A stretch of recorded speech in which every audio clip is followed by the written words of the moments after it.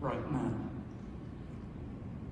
So, one thing I would say, and it's true for all neonatologists, maybe more true for younger neonatologists, is that be a skeptic about everything you do.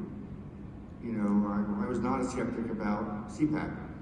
We learned how to put the prongs on babies, we did it because that's what we were told to do. But there are lots of practices in our NICU that are done by rote. Somebody said, oh, do it this way.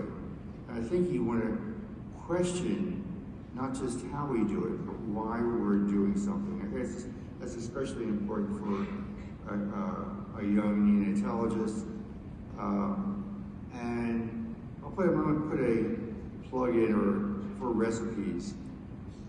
And every center has recipes for how they do things. And we heard yesterday about tiny babies. We heard the Iowa experience of giving fluid and electrolytes to babies. But I think there are lots of ways of reaching the same endpoint. So as clinicians, we have to realize that other centers may have other ways of doing things which give you the output of morbidity-free survival.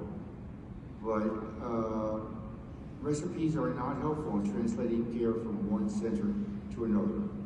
And I hear how they do it in Iowa, but that's something we would never use as our approach, yet our outcomes are very similar to that. So there's more than one way to getting to a positive endpoint.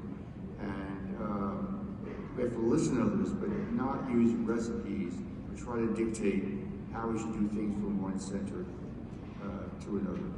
And do you have any particular advice for the young person in the neonatal unit who's burnt out in the US with all that's going on?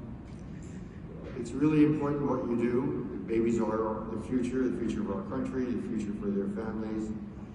I would say I'm not a great role model for basic research, but for a lot of clinical research.